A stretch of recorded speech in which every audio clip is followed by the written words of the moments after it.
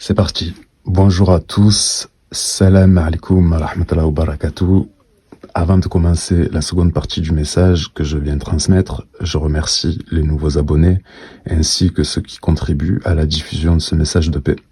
Pour ceux et celles qui découvrent cette chaîne, avec cette vidéo, je vous invite à regarder la première partie pour que votre compréhension soit totale. Néanmoins, sachez que je suis ici pour présenter la synthèse de mes recherches sur la vérité. Le premier état de fait est qu'il y a une volonté manifeste de dissimuler une certaine connaissance à travers les livres saints. Ce sont des vérités hermétiques, ce qui veut dire qu'elles sont dissimulées sans l'être. On sait que cette signature est identique et que, par voie de conséquence, c'est d'abord un message qui rassemble et non qui divise. Quoi que disent certains trolls des cavernes, je vous en ai donné la preuve. D'autre part, pour rappel, vérifiez par vous-même chacun de mes propos. Je ne suis pas là pour faire une nouvelle religion. Ne soyez plus des croyants, mais des hommes et des femmes persuadés. Aussi, soyez et faites confiance à votre propre discernement. Ne laissez pas certains commentaires vous en priver. Avant de commencer cette seconde partie, je pense qu'il est bon de faire un rapide récapitulatif. Vous retrouverez toutes les sources de ce qui sera dit dans la première partie. Nous avons vu donc en toile de fond que toutes les religions parlent de la proportion 3,14 et 1,618. Nous avons vu que ces proportions se trouvent dans une étoile à 6 et à 5 branches.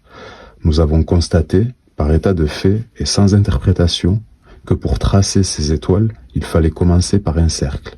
On s'est aperçu que le cercle était lié au chiffre 9 et que les étapes pour construire ces étoiles respectaient de façon symbolique leur traçage en les corrélant avec les étapes de la Genèse. On a vu aussi que le Mahdi était lié, entre autres, avec le chiffre 13. Nous avons aussi constaté que les valeurs numériques du mot bien et celles du mot mal sont les mêmes, c'est-à-dire 69. Que la valeur du mot Dieu et Lucifer sont des chiffres miroirs, c'est-à-dire 102 et 201. Nous avons constaté le fonctionnement du cristallin. Nous avons vu que 144 représente l'angle entre Orion et Sirius. Nous avons vu pourquoi la France s'appelle hexagone. Nous savons par la science qu'un atome de carbone est de 6 neutrons, 6 protons et 6 électrons. Nous avons parlé de la propriété du chiffre 7 sur les autres chiffres. Nous avons vu comment on calcule la date de fin et de début de cycle de la précession des équinoxes et tellement d'autres choses. Mais malgré ça, certains laissent penser, veulent faire penser que mes vidéos sont vides. Bref, tout ça nous ramène à quoi? Dans un premier temps, tout ça nous démontre qu'une proportion représente des figures géométriques.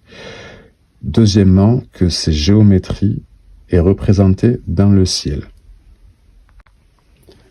Qu'il semble qu'il y ait une volonté manifeste de représenter cette géométrie dans les trois grandes religions et dans la géographie de la Terre. On peut rajouter aussi dans l'architecture et l'emplacement des principaux monuments, que le cercle étant au début de chaque chose et que ce qui vient ensuite, c'est le 3,14, soit l'étoile à 6 branches, et que pour tracer une étoile à 5 branches, on doit respecter ces étapes de construction. Notez que, hormis la corrélation avec la Genèse en première partie, toutes ces choses sont comprises sans interprétation et découlent uniquement d'une observation neutre. On peut voir aussi que cette géométrie suit une suite logique, que cette géométrie s'exprime aussi par des nombres, que les mots eux-mêmes ne sont pas dus à une construction hasardeuse, mais qu'ils ont une vraie valeur numérique. Alors, je suis navré, mais je suis obligé d'ouvrir une petite parenthèse. Mais pour ceux et celles qui m'ont attaqué et qui m'attaqueront personnellement, j'ai décidé qu'il valait mieux vous bloquer. Je suis pas venu en apostat, et pour que les gens trouvent des prétextes à le devenir. Vous comprendrez plus tard que la croyance et la foi sont deux choses différentes. Et puis j'ai assez pris le temps, vous me l'avez même reproché, de vous prévenir sur mes intentions et surtout sur le fait que personne d'autre hormis ceux qui font preuve de déni et qui veulent rester sur des faux acquis, auront à nier l'évidence.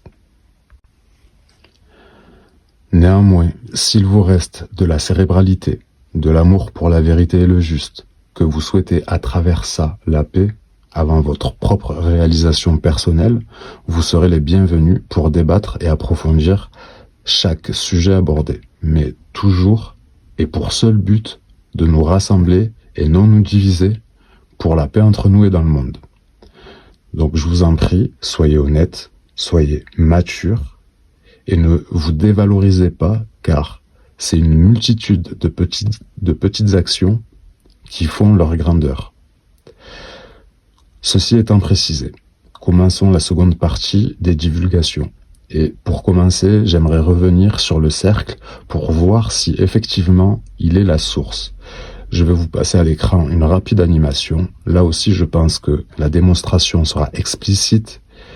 Je vous laisse en juger par vous-même. Au début, il y a un point. Puis apparaît un cercle dont il est le centre. Un rayon part à droite, marquant un nouveau point. Il est le centre d'un nouveau cercle, lequel détermine deux autres points. À gauche se reproduit le même scénario, ce qui forme les 6 points de l'hexagone.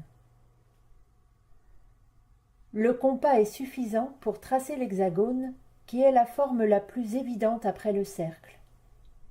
En outre, il est constitué de 6 triangles parfaits. La forme du chiffre 6 est elle-même issue du cercle. En imaginant un élastique tendu aux 6 points, différentes formes apparaissent par des croisements successifs. On remarquera que l'élastique, dans ses mutations, est plus ou moins tendu. Il n'y a en fait que 12 formes hexagonales possibles. Comme nous allons le voir, on peut les classer selon la force de tension de l'élastique. Voici donc l'ordre des 12 signes qui apparaît, sur 2 rangées.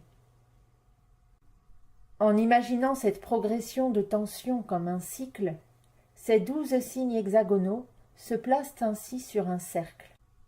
L'année solaire, avec le cycle des saisons, est divisée en 12 signes, ceux du zodiaque.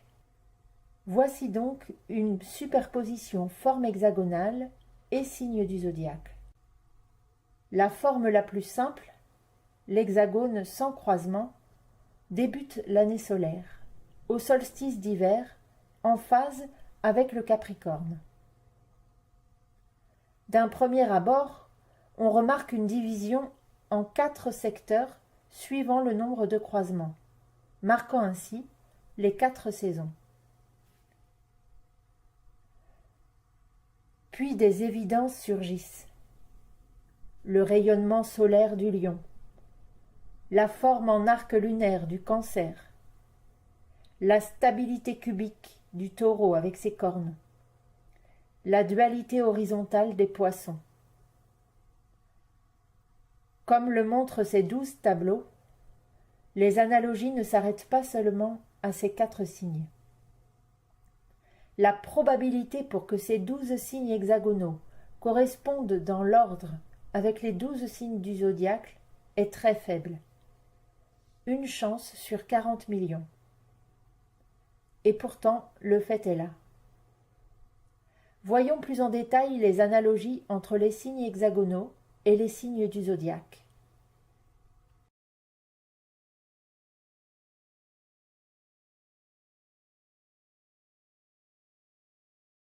Le Capricorne débute l'année solaire. Il est le plus... Notez ceci, les 3 principales divinités en Égypte sont le dieu primordial Hel, avec un H, H-E-L, le dieu Ra et la déesse Isis. Je sais que très peu connaissent le premier que j'ai cité. Vérifiez, faites vos recherches, puis citez-les en partant du dernier au premier. J'ai bien dit le dieu El, Ra et Isis. Donc à l'envers, ça fait Isis, etc., etc. Notez que c'est une trinité et qu'elle est représentée donc par un delta, donc par un triangle. En l'occurrence en Égypte, des pyramides, ce qui est exactement la même chose. De la même manière, écoutez bien, comprenez que un cube, vu à plat, est un hexagone. Ce n'est pas là une interprétation, mais seulement un fait. Avec tous les exemples qui sont donnés, qui sont des faits, je parle ici de ce qui est, je parle pas ici de ce qui est moral ou qui n'est pas moral. Je parle uniquement de faits.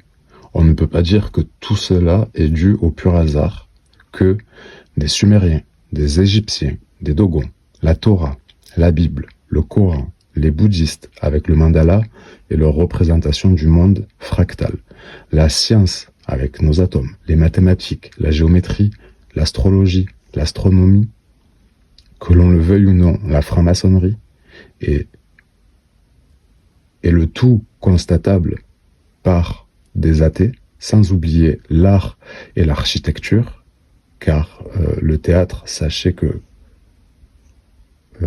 ça en fait partie, car le mot image est l'anagramme du mot magie. Pour finir, notez que en alchimie, quand on fait une pierre philosophale, elle forme à l'intérieur une étoile à 5 branches. Donc je sais que j'ai l'impression de donner que des bribes à droite à gauche et que tout cela n'a pas de sens, mais comme je vous ai dit, si on admet le fait que il y a un fragment de la vérité un petit peu partout et que c'est à nous de les rassembler, justement de les relier pour avoir une vérité qui soit juste. Et on peut pas avoir une vérité juste si on regarde les choses d'un point de vue qui est, comment je voudrais dire, qui est polarisé. On peut pas avoir l'intégralité du tableau. Voilà. On n'aura toujours qu'une petite partie du tableau. Alors ceci étant dit, je n'en dirai pas plus pour la seconde partie, je ne veux pas trop en donner et en même temps j'aimerais vous laisser l'occasion de méditer sur les questions que cette vidéo a pu soulever et les autres, mais aussi de vérifier mes propos dans un premier temps d'ailleurs. Vous pouvez comme ça être prêt à participer au live et donner votre ressenti ou tout simplement en posant des questions. Une dernière chose, il n'y a pas de petites actions. Merci à ceux qui soutiennent la chaîne à leur niveau, en s'abonnant, partageant, likant, commentant. C'est très très appréciable car ça permet que les vidéos soient proposées à un plus large public et que l'on puisse faire émerger ensemble la paix par la vérité et pour ce qui est juste. Voilà. Que Dieu vous garde.